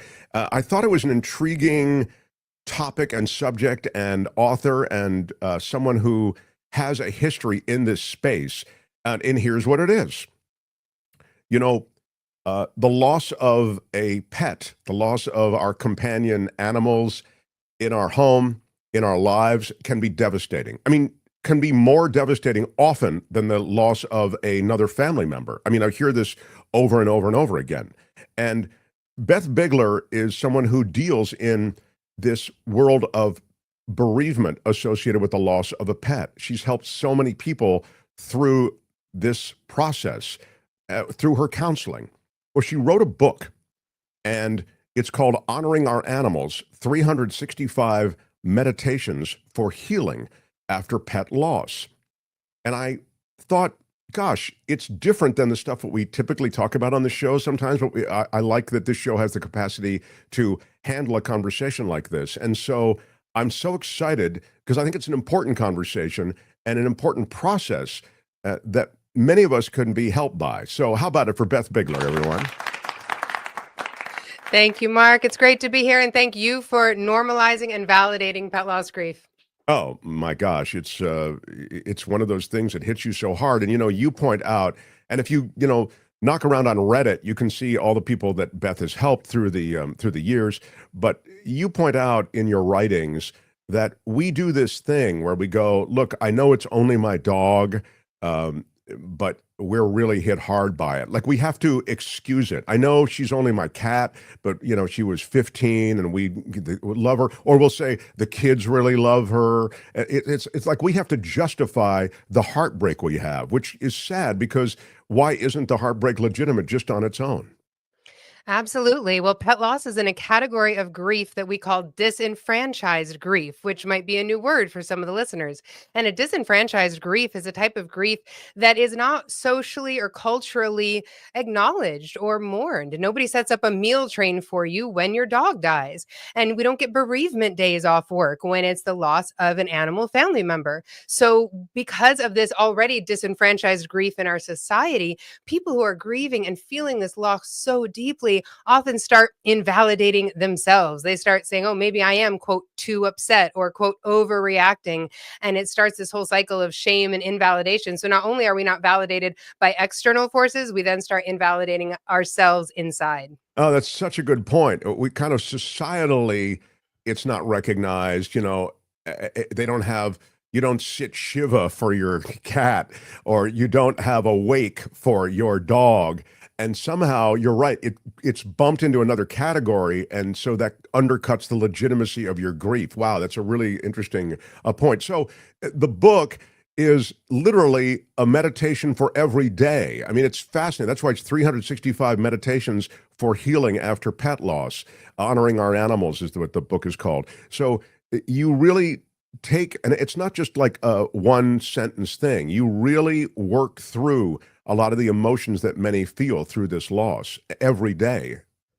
Absolutely. One of the reasons it's 365 days of support is because for people who are grieving a beloved companion, their grief continues and continues in every single element of their daily routine, in aspects of their identity. So many people have a huge identity revolving around their beloved and their care for their beloved, the activities they do with their beloved. So this type of grief takes so long to adjust to, not to mention all the complex emotions going on, like guilt and longing and shock and anger and comparison and jealousy and unanswered questions and what ifs. So I like in the book to approach sort of three major things. Number one, how do we cope with those big feelings, those kind of grief symptoms, the brain fog, all the things we experience? I also like to focus on this aspect of identity. How can we help discover ourselves? How can we be kinder to ourselves? Who are we now in this new normal? And the third part, which is something I'm known for, is helping us stay in connection with our beloveds. I do not believe our relationship with them ends just because they are no longer earthside. How can we continue to include them in our lives like the honored ancestors that they are? How can we take their gifts, guidance, lessons, and teachings to inspire us and live their legacy in the world? So also, I have a lot of ideas on how to stay connected and build rituals that continue your relationship with your beloved. I love that about this book. You actually speak to the fact that the loss is there, but it's not the creature, the magical relationship, who that creature was, is not gone. Actually, your relationship with all of those things that was your dog, your cat, your parrot, whatever it might be, it continues. I love that. And it's important, I think, and it helps with the grief. Absolutely. And, if you hear me talk about it or my clients talk about it, our Instagram community, many of us also speak in present tense about our beloveds. It is not a was for us, it's an is. We are in relationship with our beloveds. We are in collaboration with them. It looks different. It's a bit of a translation from when they were earthside. But for myself and for many of us, it is a living wellspring that we can continue to give to and receive from. So many people in the chat, I'm just watching it during our conversation, are all about it. I mean, it's so relatable. We all, Dan says, tell me it's just a cat and see what happens. I mean, people don't like the reduction of these creatures to some other status. They are family members. Absolutely. Listen, and we have research on this, and anecdotally, I've sat with over 1,000 clients and worked with tens of thousands of people through my Instagram community. We know that this type of loss can hit us sometimes even harder and differently than human loss. First of all, this daily routine, our beloveds are entwined in all of it. The physicality, many people touch their pets more than they touch a partner in a day-to-day basis. The intimacy, the sharing, all of that is different than most human relationships. Also, when's the last last time your pet lied to you or made you feel bad about yourself or had an unrealistically high expectation for your life? All of these gifts that we receive from our beloveds may be things we've never even felt with the human before. And so there's a lot of reasons why this is so complex, and our brain has a really tough time. Our neurons really have a hard time with this adjustment. And so we experience massive discombobulation. So anybody who's minimizing this grief is kind of out of line, both emotionally, but also from a brain perspective. We have 4 cats, now 3, because my sweet Moki's gone, but my Charlie has been in bad shape for about 5 years. We keep thinking that, he's circling the drain, but he hangs on, and he's, I want to say 18 now or something like that. And man, he yells at me. People who watch the show know, because I've mentioned Charlie before, but he yells at me like I'm his bitch. He does not want to, you talk about, well, you have this special relationship, and I love Charlie, but gosh, he does boss me around. And I have to say, I'm wanting to, and I'm getting to a point here, it's not just about Charlie, but I'm wanting to do all I can for him. Even while he barks at me, he's a cat, but he'll just, seriously, he just shouts at me almost, because I want the best life I can provide. And I think a lot of people who have that relationship have a sense of responsibility. And so when the loss comes, you feel like, I've done all I can. Well, it's awfully tough. And by the way, Charlie's giving you some interesting gifts, guidance, lessons, and teachings there too. My cat Zelda transitioned a couple years ago. She was 19 years old. She was crusty. She was a little touchy. But guess what Zelda taught me about? She taught me about boundaries. Zelda did things on her own terms, and she taught me so much about drawing lines and setting boundaries. So sometimes even our beloveds who maybe don't have that warm, fuzzy sort of, yes, I'm connected to your soulmate energy presence, they are bringing a whole lot to support us, teach us, and guide us. Sure. And we have our moments, Charlie, where he's wonderful with the bond, but he wants you there all the time with him. He feels lonely. I think he feels the life force being drained from him at some point. Now he doesn't leave the room, he can go anywhere in the house and he won't leave that room because he feels weak. And a lot of animals toward the end, I think, feel physically compromised and they feel vulnerable, So Honoring Our Animals is the book, 365 Meditations for Healing After Pet Loss. There it is, Beth Bigler. And we'll have a link to the book and the purchase. Tony's going to put that up under this video. So if you want to find it, you can. So many people are commenting, Beth. You'll be happy to know the community seems to have really, this lands. A lot of people understand this. Scott says, thanks to Beth Bigler, I'm getting this book today. So I know, as I say, if you knock around Reddit, if you knock around the internet, you're on Instagram as well. You've got a big Instagram account. I think it's Honoring Our Animals on Instagram. Absolutely. Yeah. So continued success and congratulations on the work you do. And thank you for spending some time with us. Again, it's Honoring Our Animals, 365 Meditations for Healing After Pet Loss. There's Beth's Instagram account. Tony's got it up now. Thank you again, my dear. Good luck. Thanks, Mark. And thanks, Moki. Oh.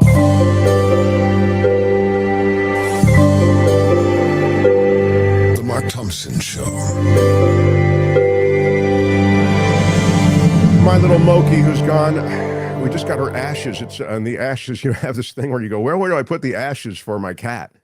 And I think she wouldn't want them where they are, but they're in a temporary spot under the television set. So it's I just felt, just because that's where the space is. Where do you put them, Kim? Do you put the ashes of your beloved pet? Do you put them, you don't put them in the kitchen? No, I think you find a nice spot in the backyard and you bury them and you put up a little, little memento there to honor that. And then every time you're there sitting in the backyard with your glass of wine or doing whatever you do in your backyard, you remember. You have a whole scenario. I love that. Kim, how are you? That is really impressive. Can you get that organized for me, Kim? Can you? Would you like? I could do a pet cemetery in the corner. Come down with your little, I don't know That's what nice. you need, your little digging device, and set up a little. You have a whole narrative there. Joan Hollywood says, "Thank you for this validation of our deep feelings for our pets. What a wonderful guest. Yeah, we thought it would be special, and I'm really glad that it landed with you, Joan. And we just lost our cat, says Susan, a few weeks ago. 18 years old. Wow. I think she's still in the house. So devastating. We had a wonderful relationship. Yeah, I mean, it's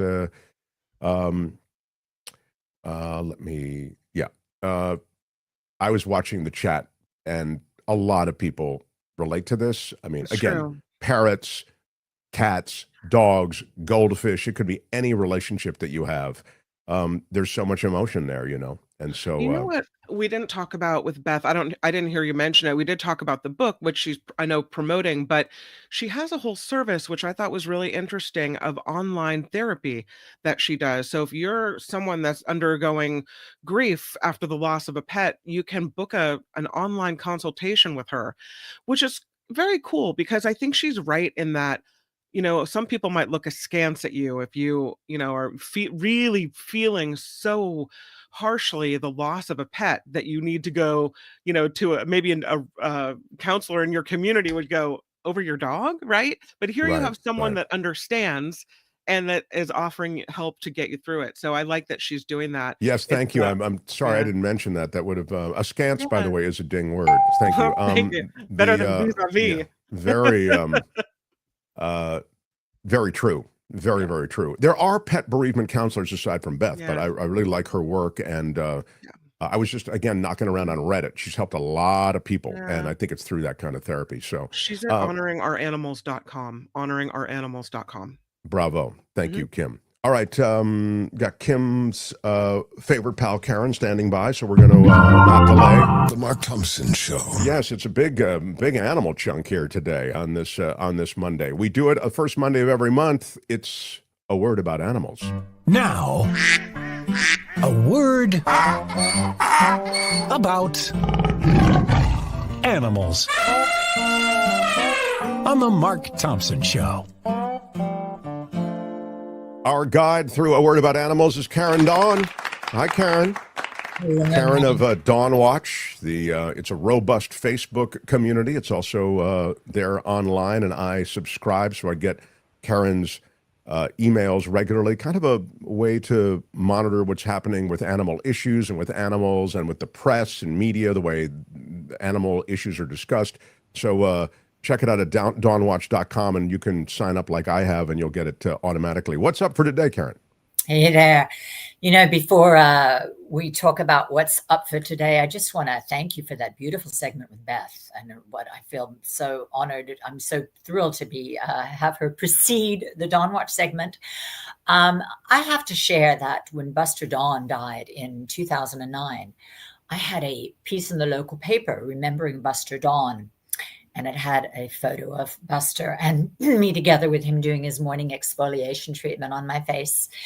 And I mentioned in that piece, and this was before pet bereavement was as widely accepted as it is now, thanks to people like Beth, I mentioned that Buster was the closest being ever in my life, which was a pretty unusual thing to mention at that time.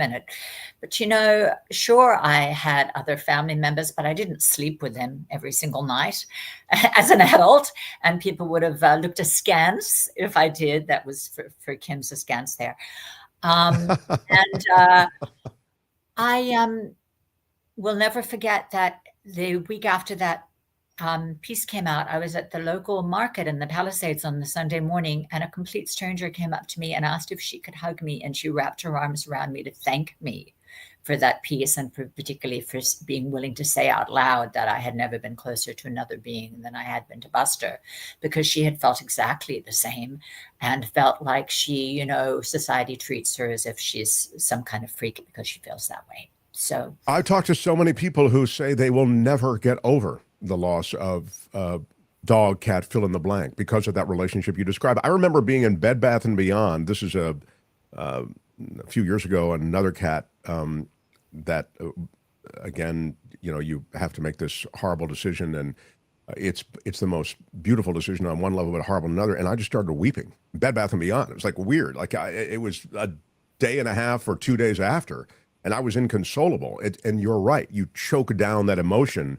because it feels awkward to say this thing affected me so much, but it's powerful. Yeah. And it makes so much sense that it does, because most of us just are not as close to our family members as adults as we are to our pets. So, and every time I drove by a Bed Bath & Beyond, I cried, everyone. That's the beautiful. No, that's not true. But but it is true, family members. So yeah, I'm glad we spent a moment on it, and it clearly resonates with a lot of people. So right. And I'm going to use it as the most perfect segue into our segment today.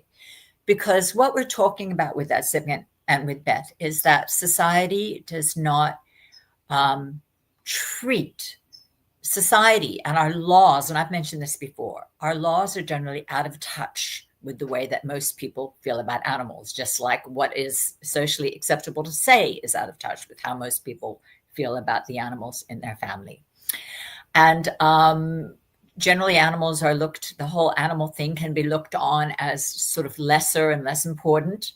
And I'm going to start this segment with the hugest shout out to the Los Angeles Times. I'm absolutely in love with that paper and those editors, because while they don't see animal issues exactly the same way as I do, and they don't, do lots of stories on why everybody should go vegan, which, is something that, of course, I would love to see. But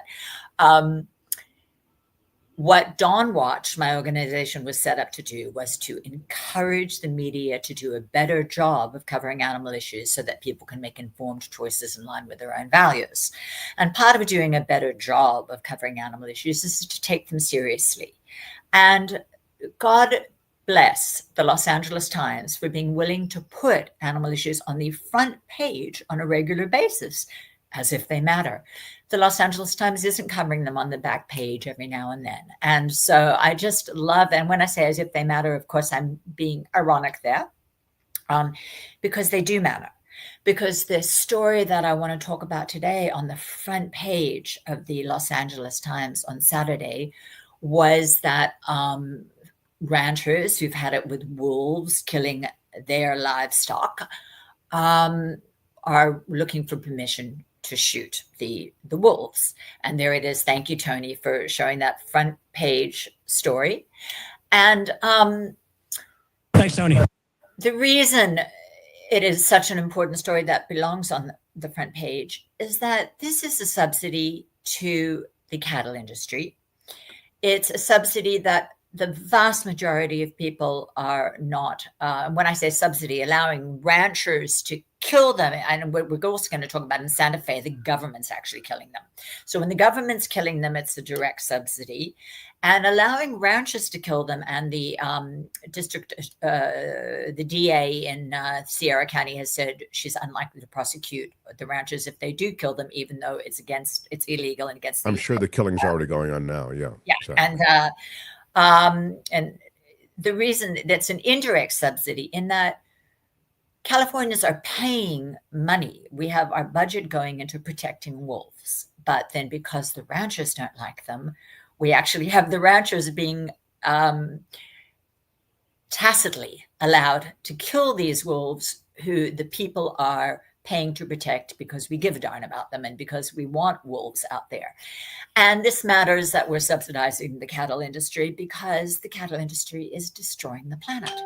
So the whole idea that this story is anything other than of vital interest to most people is, I appreciate the Los Angeles Times for putting it on the front page. I mean, that tug of war that you described between the cattle ranching interests and animal rights interests or animal ethics, just to sort of like the ethical way you want things handled in your society. You don't just, pull out a gun and kill whatever is the problem. You try to seek solutions.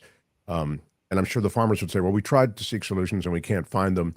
I mean, it's a problem. I mean, it's a legit problem. I mean, they're suffering legitimate losses, and they're not there farming so that they can serve up dinner for the wolves, Exactly. And I loved the article being so even-handed about that, because it is a real problem. It's also a real problem for the cows. They're trapped there. And, unapologetically, exactly. They're on the fields there as if they are an open buffet for the wolves.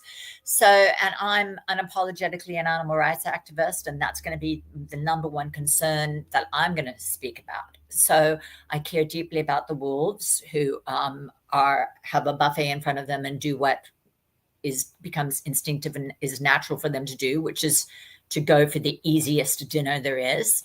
I feel deeply for the cows, and one of the issues being discussed in that article is a calf who had been mauled by the wolf and almost killed, and the mother cow is standing over the calf, and the farmer's wondering whether he should, see if the calf can recover or just leave them, and the wolves will come back the next day and finish the job.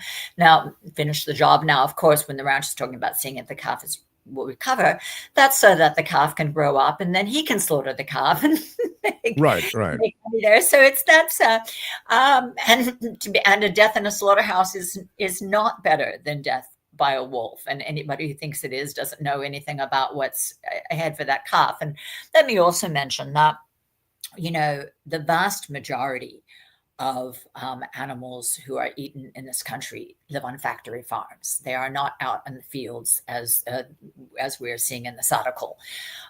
When you are driving up the 101 and you're seeing cows grazing, those are the cattle that are being discussed in this article. Those are beef cattle generally who have the most decent life of all the animals who are eaten, because they generally do stay with their mothers in the early months,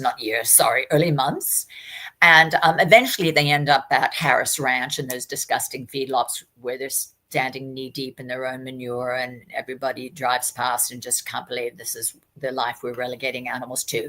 So if people are wondering, why do I see cows on the ranch? And when people say, oh, they're all in factory farming, beef cattle have the best, and but they do spend their last 6 months generally in these horrible feedlots. But when they're out on the range, and then we're reintroducing the wolves because everybody wants wolves and is mortified that we basically wiped them all off the face of the country. When we have this situation that we are making the poor cows complete herbivores into an open air buffet for the wolves, we've got a real situation here. And of course, now as far as the farmers go, you mentioned that they have a real issue, that they are sustaining real losses. I think most people don't realize that farming, cattle ranching in generally, is highly subsidized. That when we see these cows grazing all over the hillsides, a lot of that is public land. And the cattle industry has deals with the government where they can rent public land for 1 cent an acre or 1 cent per head of cattle, which is, of course, nothing like what that land is actually worth. So we are already subsidizing the ranchers, and we have situations set up that when cows get killed, the ranchers get remuneration for those losses. So as much as, of course, it's difficult for the ranchers, I think it is important to remember that they're intending to kill these cows anyway. So it's an inconvenience for them, but it's not like, oh, these are their beloved pets who are being killed. It's a commodity. It's a commodity to them, and it's handled in the way you handle commodities. Jim says, just on the pushback, the cows that die in the slaughterhouse end up feeding people. I get it. I understand how it works, but that's sort of to balance the cruelty, is I guess what he's saying. Oh, the cows who die in the slaughterhouse end up feeding people. The cows who die in the range end up feeding wolves. I understand Kim might think feeding people is incomparably more important than feeding the wolves. It was Jim, not Kim, but yeah. Jim, sorry. Yeah. I know it wasn't you or Kim because it was he, Jim. Yeah. I'm an unapologetic animal rights activist who believes in a circle of life as opposed to a hierarchy of life. And I don't actually think that feeding humans. Cows slaughtered in the slaughterhouse is more important than wolves. Right. You don't see it as a justification. Exactly. Right. And there is a difference, a huge difference, is that the wolves don't really have a choice. I guess if they knew that the cows were there for us and we actually are intentionally reintroducing them, they might try and do the polite thing and go after the deer instead. But they don't have a choice. So really what you're saying, if we could only just explain to the wolves what the situation is. Yeah. Okay. Yeah, and I'm kidding, but also they don't have a choice. Whereas as far as the cows who end up feeding people, they end up causing heart disease, they end up destroying the planet. Mark, you and I know there are other choices. So I think, and I don't tell other people what to eat, but I do think it's important, and I appreciate the Los Angeles Times for putting this on the front page, that people know when they are eating their burgers that what's going on with the wolves, that and what's good that the cows are there being killed by the wolves, that the wolves are now about to be killed by the ranchers despite our efforts to save the wolves. This is yet another reason why one might want to rethink the burger and go for the veggie burger. Again, people can do whatever they're ready to do and what they feel inclined to do, but I think it's worth planting that seed. Then the other story I wanted to call attention to, and this is one of the reasons I wanted to cover this today, is not only did we have the Los Angeles Times blessedly putting this on the front page in a very even-handed way, but in Santa Fe, the Santa Fe New Mexican had a piece on this, and it was an op-ed piece, and it was not evenly balanced the way the Los Angeles Times piece was. It's very much an advocacy piece for the wolves. It's extremely worth reading, and I'm going to send Tony along a link to it so that when this segment goes up in the air, that he can include this piece with the with our segment. It says Mexican wolves deserve better than political betrayal. Right. That's what Tony has up right now. Those just listening, that's the piece title. And we'll have right, and I appreciate that. And Tony, I sent along the full printout, and I had a box in red. I had circled a box in red that I hope you have there, because I'd love to read it out, which the point is made about exactly why. We have to do it quickly. I'm afraid we're so over time, but go. Okay. Yeah. Well, let me this is what I pointed out, which was probably my favorite piece from, and this piece, by the way, goes into the fact that these wolves were killed by the government, wildlife services, and that's the wolf annihilation was pursued by the government, is your point? Absolutely. And that wildlife services, when we're talking about the government needing to get rid of some spending, we really hope that we can bring Doge on board with getting rid of wildlife services. And it's interesting you mentioned that Facebook is, I have a active Facebook page. Dawnwatch has a more active, I know that you are not a big fan of X, but Dawnwatch has a far more active X page, Twitter page, at least daily for those of your listeners who are on X, because currently the Republicans are in power. And so if I certainly owe it to animals, I think, to make sure that Republicans are seeing what's going on, because talk about a waste of government money. These wolf killing departments really need to go.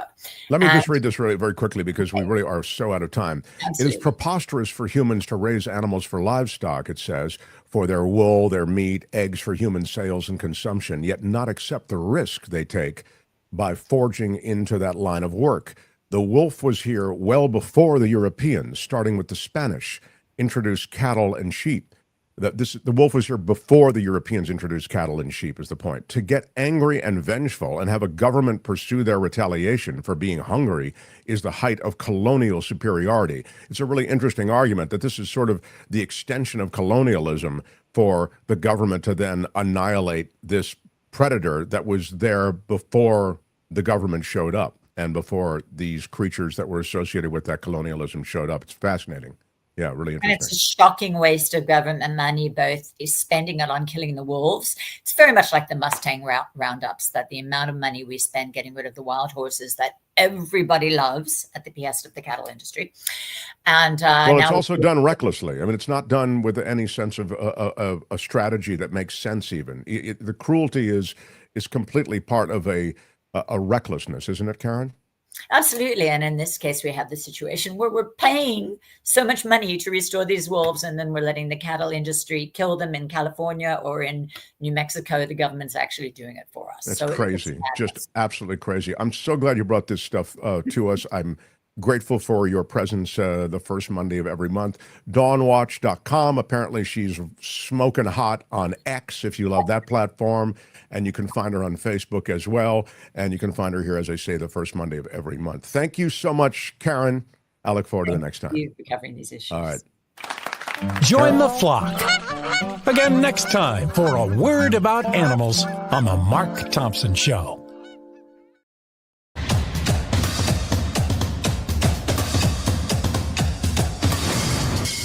The Mark Thompson Show. This is Mark Thompson.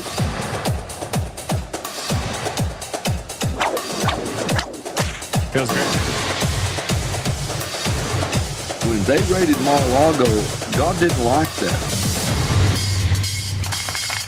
Right on, everyone. Right on. Thank you, Karen. Some good stuff. Always provocative. I know everybody doesn't always agree on everything. That kind of is part of a conversation, you know.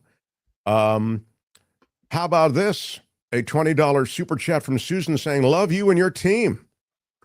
And the chatters had many kind words about my recent cat, who is in heaven now, says Susan. Thank you. And I'll be ordering Beth Bigler's book. Yeah, very tough. It's very, very tough. You know, I just had to deal with that just a couple of weeks ago with my little Mokies. So very, very hard. Also this from Northern Tier FPV. Our local federal campgrounds on the lake closed because of Doge this summer, hitting hard here. This is what I was talking about. The Doge closures and reckless dismissals of so many who are involved in keeping these wondrous places open, unconscionable. I mean, again, one of the great jewels of America is associated with the national parks. This is a kind of enrichment that Americans can have just by traveling here to there. You don't need a passport. You don't need anything.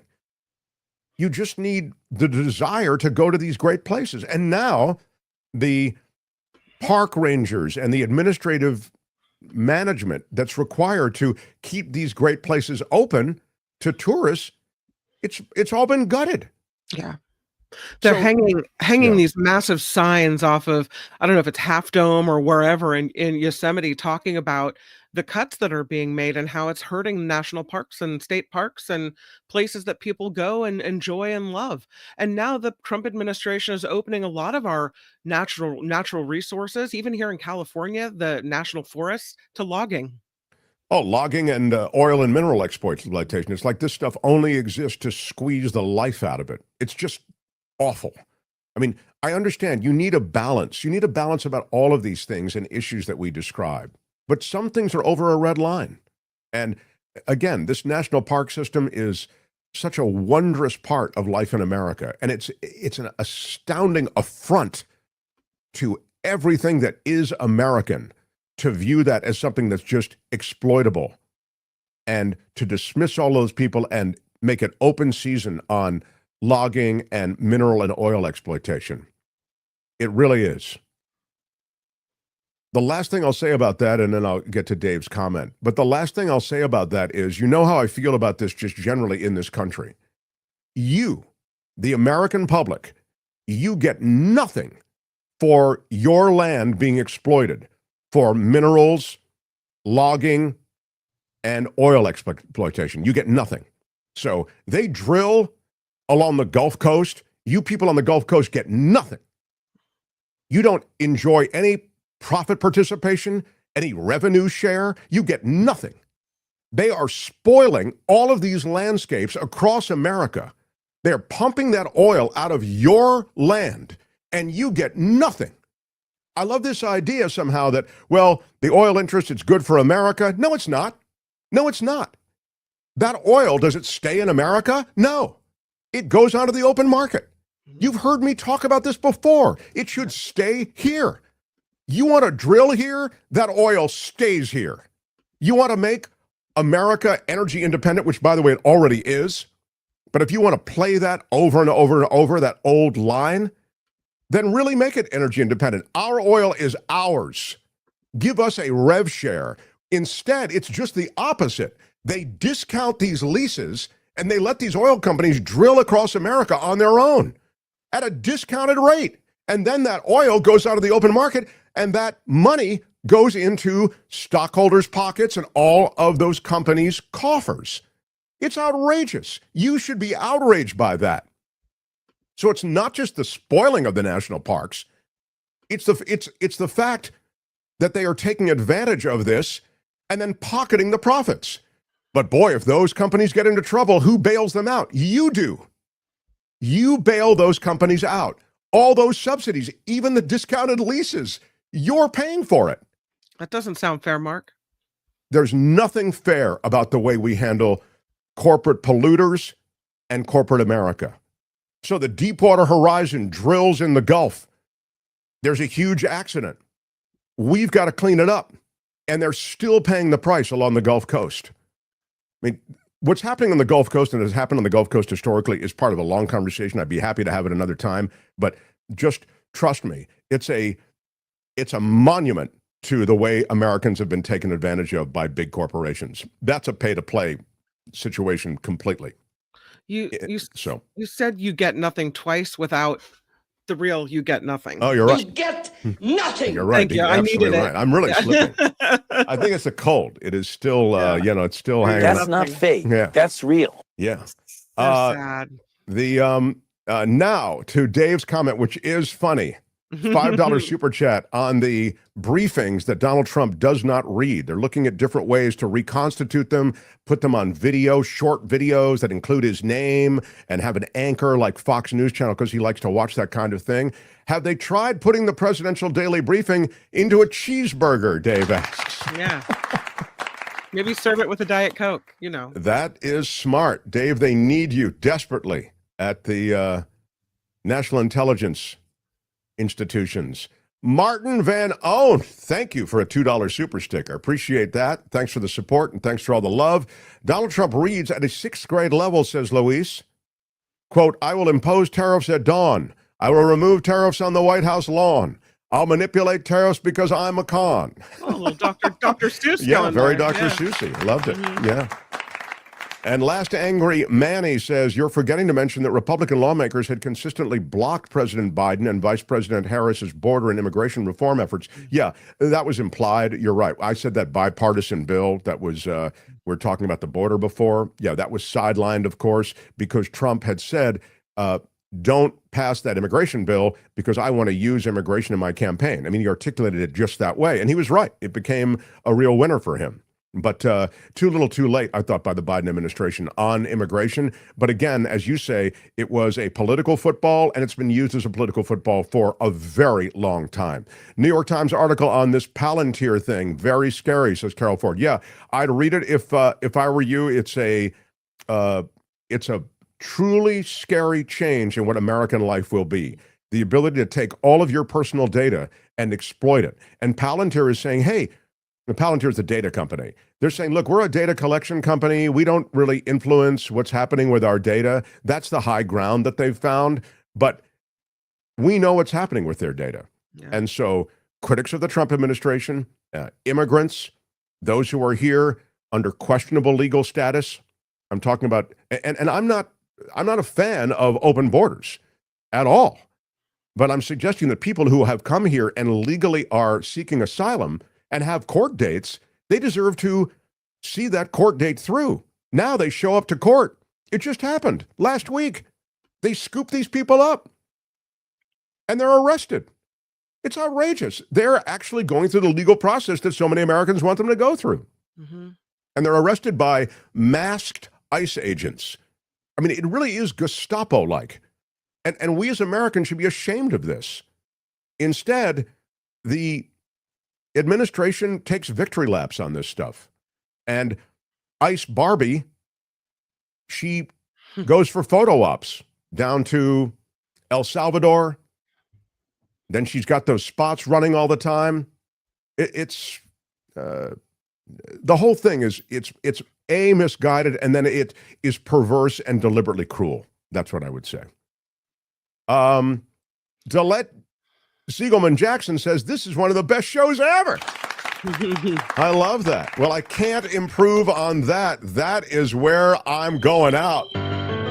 We'll talk to David K. Johnston more about this whole Palantir thing tomorrow. It'll be interesting to see what he has to say. Yeah, it's funny that Kim says that because I've talked to David or sent him a note about it. I really want to get into it. I believe this is a true sea change in American life. You're seeing radical change in this country, and that surveillance state that is rising in America, to me, it really represents a giant leap that we've made into a very dark narrative. So I hope you'll join us tomorrow for, Merry Christmas, everybody. And I hope you'll join us tomorrow with our conversation with David K. Johnston. It's a pretty big week with guests. We also have the anniversary of something huge that happened, and we'll run a bit of that conversation. It was about a slave in the Revolutionary War who became a critical story in that confrontation. Shadow, I don't mean to talk over you. Bye-bye. Thank you, everyone. The After Party Live continues. Out of time, everyone. Thank you, Tony. Thank you, Kim. Thank you, everyone. Bye-bye.